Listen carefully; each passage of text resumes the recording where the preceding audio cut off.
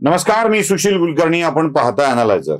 अगदी सुरुवातीलाच मला हिंदूंमध्ये फूट पाडणाऱ्या काही फेसबुकी विचारवंतांच्या पोस्ट दाखवायच्या आहेत आणि हे किती परफेक्ट बोलतायत आणि कोणासाठी बोलतायत हे सांगायचं. काही फेसबुकी विद्वानांनी विचारवंतांनी पोस्टी पाडल्या नागपूरच्या घटनेच्या वेळेला आणि सांगितलं की नागपूरमधली घटना ही ब्राह्मण विरुद्ध मुसलमान आहे किंवा भाजप विरुद्ध मुसलमान आहे.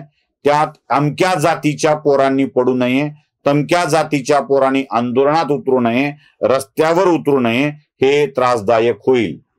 ते प्रत्येक विषयात तोंड घालणारा किरण माने हे असलंच बोलतो. त्याला सवय आहे प्रत्येक विषयात तोंड घालण्याची. काही माणसांच्या विषयात ना आदरभाव नावाचा प्रकारच शिल्लक राहत नाही.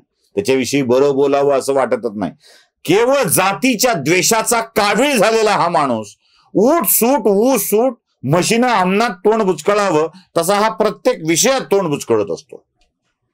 आपलं नाटक करावं, तोंडाला लाली लिपस्टिक लावावी, पावडर पाचावी, बोलावं, पण नाही, मी सगळ्या विषयात बोललो पाहिजे असं त्याला वाटतं. हा सर्व विषयातला विद्वान होऊन बोलतो. त्यानेही सांगितलं. असे अनेक आहेत. एक एक पोस्ट तुम्हाला दिसतील समोर, त्या बघा. आणि त्या प्रत्येकाने हेच सांगितलं की अमक्या जातीच्या पोरांनी यात पडू नये. काय परफेक्ट बोलले ते. मी या सगळ्या बोलण्याला अजिबात विरोध करत नाही. अगदी खरंय. ते ज्या जातीचा उल्लेख करतायत, मराठा या जातीचा, त्या जातीच्या मुलांना आधीच सूचना दिलेली होती.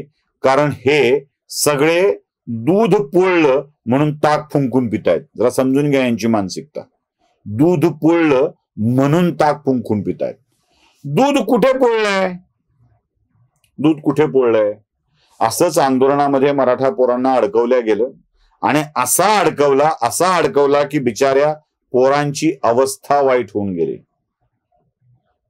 बाबूराव वाळेकर नावाचे नगर जिल्ह्यातले एक तरुण आहेत, ज्यांनी असाच इशारा सकल मराठा समाजाच्या तरुणांना दिलेला होता. तो इशारा ऐका. मी बाबूराव वामन वाळेकर. मी मनोज जरांगे पाटील यांच्या घराशेजारीच त्यांच्या गावात राहतोय. मी शिवबा संघटनेमध्ये 17 ते 18 वर्ष झालं काम करतोय.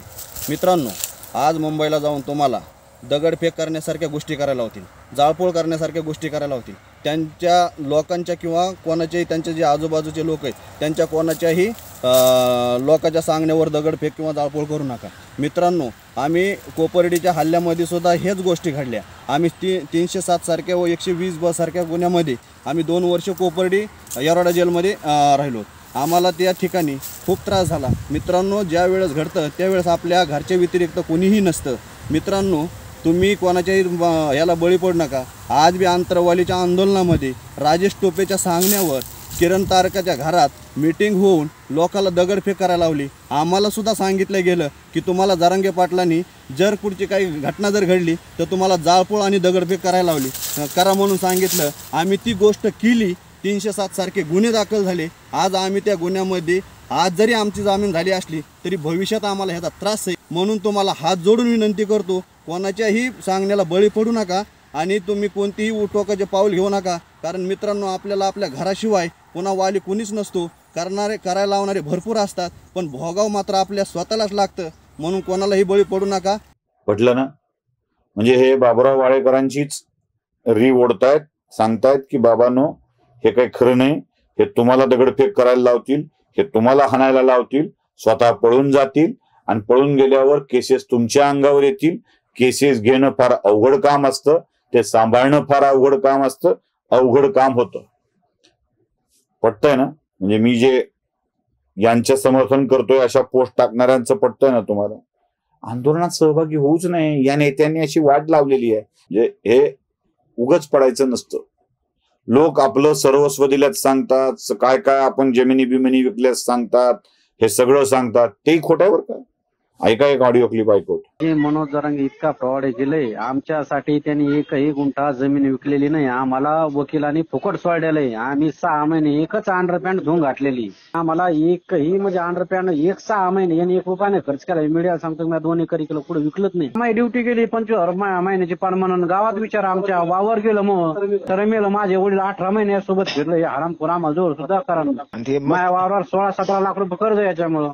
अरे नाटकात ते अंबरला नाटक मी आहे, मला 3 लाखात टाकलं ते नाही. जालन्यात नाटकात त्यांनी नितीन माडगुडे पाटलाचे 16 लाख बुडले, त्याच्यावर केस आहे. त्यांनी जमीनच विकली नाही. त्यांनी त्याच्या आईश पाण्यासाठी एकदा 2-1.5 एकर जमीन विकलेली, ते बी त्याच्या मामा सासऱ्यालाच विकलेली. याचे कार्यकर्ते रोजाना 15-16 जणांची वस्त केले आणि ते कार्यकर्ते आज समोर नाही. कोणता संघटनेच वर्ग नाही, छोटे साठे राष्ट्रवादीत लोक आहे. ऐकले? म्हणजे इथल्या नेत्यांनी या पोरांची अशी वाट लावली आहे आंदोलनात उतरायला लावून, की आता आंदोलनात उतराल तर पोलीस केसेस मागं लागतील आणि नेता सोबत देत नसतो हे यांना पक्क कळालंय आणि त्याच अनुभवातून हे व्यक्त होत आहेत. तेव्हा सावधान, या लोकांचं ऐका. नमस्कार.